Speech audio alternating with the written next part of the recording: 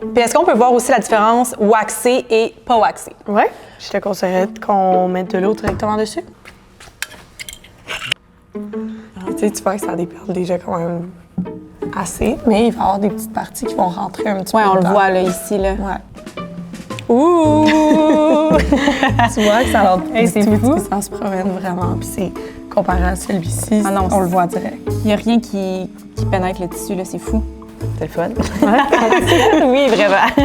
J'ai ce pantalon Fjällräven depuis des années que j'adore. Par contre, il manque un petit peu de pep pour la saison de rando qui commence. Donc, Céleste va venir m'apprendre comment cirer mes pantalons pour leur donner une deuxième vie. OK, là, j'ai vraiment plein de questions pour toi. Mais là, ma première, c'est pourquoi on devrait waxer des vêtements? Ben, je dirais que ça serait pour ajouter un côté résistant à l'eau. Ça va être plus résistant au vent aussi. Puis le G1000, la façon qu'il est tissé, les moustiques sont pas nécessairement capables de le percer. Fait qu'avec la cire, ils vont encore moins être capables. Est-ce que c'est Fjäll qui a inventé cette technique-là ou... Ben, en fait, Fjällräven, au début, ils ont commencé à utiliser le G1000 il y a plusieurs années. Puis c'était un matériel qui était utilisé pour faire des tentes de l'armée puis des parachutes. Puis eux, dans l'armée, il y a des années, ils ciraient déjà. Fjällräven ont développé la leur, fait qui est un mix de cire d'abeille et paraffine. Fait que c'est sûr que pour notre cire, puis dans l'industrie, je pense qu'on est quand même unique de faire ça, mais non, c'est pas nous qui l'avons inventé. Puis le G1000, est-ce que ça se retrouve sur tous vos produits? Non, Okay, ils vont tout le temps être identifiés, fait que tu vas toujours le voir quelque part sur ton vêtement, ton morceau. Il va y avoir un petit icône écrit G1000, comme ça ici. Pour la cire, on va toujours cirer aux endroits qui vont être les plus stratégiques. Fait que sur les manteaux, ça va souvent être sur les épaules, le capuchon, les avant-bras. Puis sur ton pantalon, ça va être à l'arrière. Puis j'imagine les genoux aussi. Exactement, sur tes genoux. Sinon, tout dépendamment de ce que tu fais, mais tu peux aussi faire le bas de la jambe si tu sais que tu vas être dans des hautes herbes ou dans d'autres situations.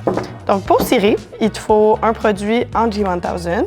On va avoir la cire qui vient dans différentes tailles. Puis on va avoir la Travel qui va être tout petite. On va avoir celle-ci qui vient dans la petite poche Greenland et une source de chaleur. Fait que ça peut être un fer à repasser, un séchoir, un heat gun. Si tu veux impressionner tes amis au camping, ben, tu peux le chauffer près du feu. Après, c'est sûr que mets-le pas dans le feu. Mais on peut pas le brûler non plus. Là. Exactement. Puis, je dirais les étapes, ben, t'assurer que ça soit quand même relativement propre. Et c'est sûr que si tu arrives avec ton pantalon plein de boîtes, tu essaies de le cirer, ton résultat va pas être le même. Quand tu reçois ta cire, les coins vont vraiment être pointus, Ouais. ça va être vraiment droit.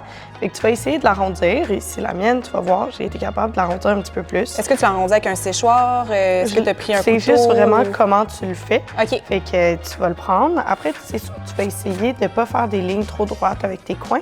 Sinon, quand tu le chauffes, surtout sur des couleurs qui vont être un petit peu plus pâles, c'est que ça va paraître. Pour essayer de l'arrondir, tu vas prendre ton angle puis tu vas comme y aller avec un petit mouvement continu, tu vois. Ah, OK, ouais, c'est instantané. C'est vraiment facile. Tu veux faire quand même plusieurs couches. Tu conseilles environ combien de couches? Est-ce qu'on y va au feeling ou... Ouais. Tu y vas un peu avec ta couleur. C'est bon. J'ai jamais compté le nombre de couches. Tu veux pas oublier les coutures à l'extérieur. Fait que ça ici, c'est mon manteau, c'est l'avant-bras, la patch. Donc, tu veux faire tes coutures parce que les coutures peuvent quand même être une autre source qui va faire rentrer l'eau parce qu'il y a des micro-trous qui ont été faits pendant que ça a été cousu. Est-ce qu'il faut que j'y aille du même sens ou je peux y aller en zigzag? Je te conseillerais pas d'y aller en zigzag. C'est mieux d'y aller tout du même sens, en mouvement comme un petit peu plus continu. On peut acheter la cire miniature puis la porter dans des treks de plusieurs jours, plusieurs semaines. Puis ta cire, elle va durer vraiment longtemps. Là. Tu vas l'avoir pour toujours. Tu vas peut-être même le donner à la prochaine génération avec ton manteau. Là. Puis il nous reste juste à le chauffer. Yeah! Je vais faire des va-et-vient, j'imagine. Ouais. Dans le fond, tu sais, là, quand on le cire, on voit la couleur un peu blanche. Ouais. Tu veux t'assurer que ça disparaisse. Le processus au total a duré quoi? 5 minutes? Ouais, probablement. Pas plus. Good. Ça donne vraiment un renouveau au pantalon, là. C'est fou. Je trouve pas que la couleur, le temps a changé. Je trouve juste qu'il a l'air neuf, Ouais. en fait. Il y a des couleurs qui vont un petit peu plus changer. C'est sûr que ce manteau-ci, il a été porté, il est un petit peu plus vieux. Fait que de base, les couleurs, ils ont un peu... Ils ont terminé. Ouais, ils se sont un petit peu effacés. Fait que c'est sûr qu'en le cirant, il va devenir un petit peu plus foncé. Hey, c'est fou, là, ça fond en 2 secondes. Puis ce que j'aime, c'est que c'est pas sticky. J'étais Non, certaine ouais. que ça allait coller ou qu'il fallait attendre comme quelques minutes, quelques heures pour le porter, mais... Puis si on compare, tu vois un peu les couleurs, ça apparaît. Ça Ah, mais apparaît, c'est mais à à peine. pour l'entretenir, ta cire, ben, il n'y a pas vraiment d'entretien. Si tu peux le retirer à chaque quelques mois, si tu portes ton vêtement tout le temps, tu peux. Je conseillerais quand même de le laver peut-être entre les deux. Sinon, tu laves au besoin. Tu sais, c'est quand même quelque chose qui est résistant puis tu n'as pas nécessairement besoin de le laver tout le temps non plus. Puis avec le savon à lessive de la maison, parfait. Bon, c'est vraiment plus facile que ce que je pensais, fait que je suis prête à partir en hike. Ouais, let's go!